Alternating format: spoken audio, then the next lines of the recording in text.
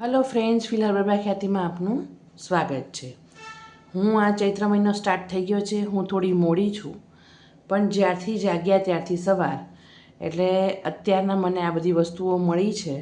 મને ટાઈમ નહોતો મળ્યો કેમ કે પૂજા પાઠને બધું કરતા હોઈએ એટલે મારે રહી જતું હતું.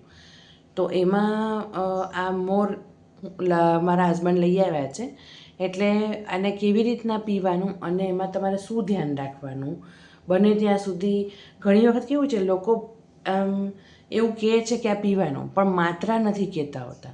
માત્રાની ખબર હોય ને તો જ તમને સારું પડે. બધી વસ્તુ આખા ગ્લાસ ભરીને આવા જ્યુસની જેમ પીવાય નહીં. એનું એક માપ હોય. કાં તો તમે આ ગ્લાસને આટલુંક જ નીચેનું થોડુંક હોય ને એટલું જ પીવાનું હોય, અથવા તમારી પાસે આવી કોઈ સિરપની કે જ્યુસની હોય એવી 2 ઢાંકણી ભરીને પીવાનું હોય.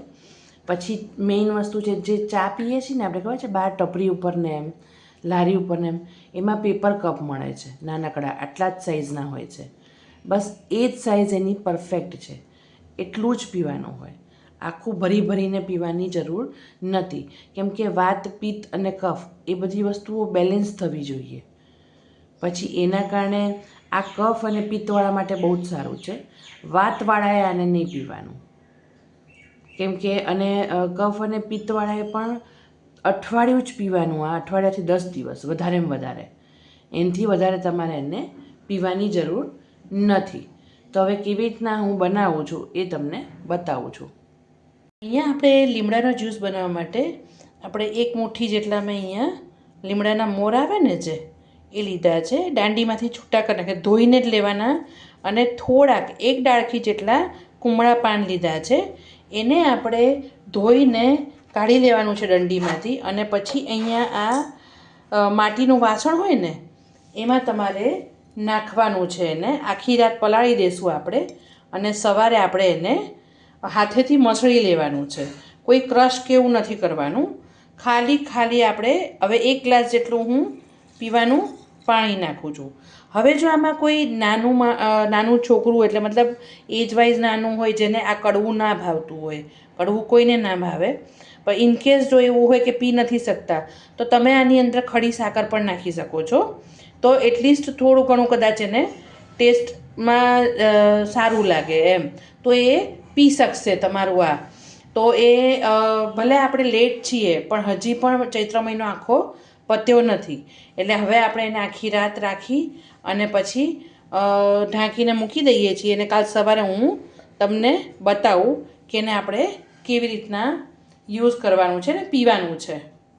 અહીંયા સવાર થઈ ગઈ છે એટલે હવે આપણે એને એક બાઉલમાં કાઢી લઈએ, કેમ કે આમાં મને મસળવાનું નહીં ફાવે.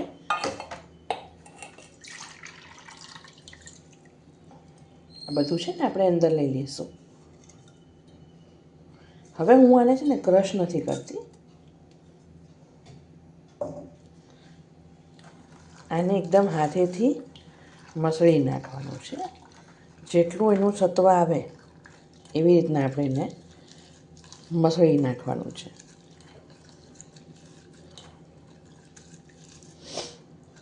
હવે આ જે છે એ એટલી બધી વસ્તુઓમાં લીમડાનો રસ ઉપયોગી છે. ધારો કે જેને પિમ્પલ્સ એકને થતા હોય, છોકરાઓ, નાના છોકરા છોકરી બધાને, જેને બ્લડ પ્યુરિફાય થાય એટલે ચોખ્ખું થાય છે એનું. પછી ડાયાબિટીસવાળા માટે સારું.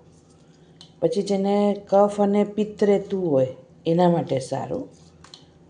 વાતવાળાએ એવું ન પીવું હોય, કફ અને પિત્ત જેને હોય ને એના માટે સારું છે. પછી મેં જે ખડી સાકરની વાત કરી હતી એ ખાલી નાના છોકરાની જ વાત છે. જો એમને પીવડાવવું હોય તો, મતલબ ટીનેજર્સ જેટલા સુધીના ને પરાણે પીવડાવવું હોય તોની વાત છે, બાકી નહીં નાખવાનું. હવે આવી રીતના આપણે જો આખું મસળી નાખ્યું છે, બરાબર. અને કોઈ આપણે મિક્સચરમાં નાખવાની જરૂર નથી. હવે આને આપણે ગાળીને એક ગ્લાસમાં લઈ લેશું. હવે એની માત્રા કેટલી હોવી જોઈએ તો એ પણ હું તમને કહું છું. એની જે માત્રા હોવી જોઈએ ને એ આપણે, તમને ખબર હોય તો પેપરનો ગ્લાસ નાનકડું આવે છે ને, ખબર છે, ચા માટેનો 10 રૂપિયાનું કે એમ ચા જે મળતી હોય છે, એટલું જ એનું માપ છે. આખો ગ્લાસ ભરીને પીવાની જરૂર નથી હોતી. કેમ કે એમાં આટલું બધું પીવાય જ નહીં. અને બીજું કે આને રોજ બને ત્યાં સુધી 8થી 10 દિવસ જ તમારે પીવાનું છે. અને તમારે બહુ લાંબો ટાઈમ સુધી લેવાની જરૂર નથી. પછી તમારી પાસે આવી રીતનું કોઈ માપ્યું હોય જો, તો તમે આવા 2 ગ્લાસ બસ મેઇનમાં ખબર જ્યુસમાં આવે છે આવી 2 નાનકડી કપડી પી લેવાની.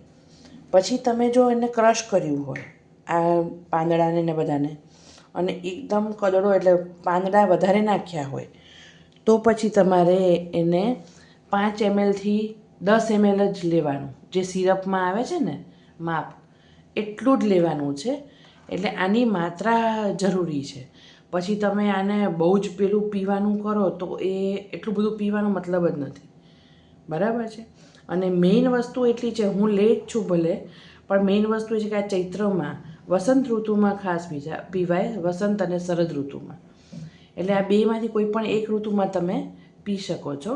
અને એમાં પણ આ ચૈત્ર મહિનામાં કોઈ પણ 1 વીક અથવા 10 દિવસ તમે પીઓ ને, એટલે આખા વર્ષની ઇમ્યુનિટી તમારે વધે. પછી જેને ઘડી ઘડી તાવ આવતો હોય, અંદરથી શરીર તૂટતું હોય, આ તે, એના માટે પણ આ જ્યુસ બહુ જ સારો છે. હવે અમુક વસ્તુમાં કેવું છે કે કડવાણી અમુક અંદર જાય ને તો જ આપણું લોહી પ્યુરિફાય થાય. તો આ હમણાં 8 દિવસ 10 દિવસ તમે આ પીજો. અત્યારનો આ ટાઈમ છે. મોર અને એ બધું કૂણું કૂણું આવતું હોય છે. મેં પાંદડાનો ઉપયોગ બહુ ઓછો કર્યો છે. તમને મોર ના મળે તો તમે પાંદડા નાખી શકો છો. મેં મોરનો જ મેક્સિમમ કર્યો છે. અને હજી તમે આને ક્રશ કરો તો વધારે એનું આવે, પણ મેં ક્રશ હાથે કરીને નથી કર્યું, કારણ કે મોર જ હતા. એટલે એને હાથેથી જ આખી રાત પલળ્યું હતું, અને તમે એને મસળો ને એટલે આખું ક્રશ થઈ જ જાય છે. તો ફ્રેન્ડ્સ, આવી જ નવી નવી રેમેડી અને રેસિપીઝ જોવા માટે મારી ચેનલને લાઈક કરો, શેર કરો અને સબસ્ક્રાઈબ કરો. Thanks for watching.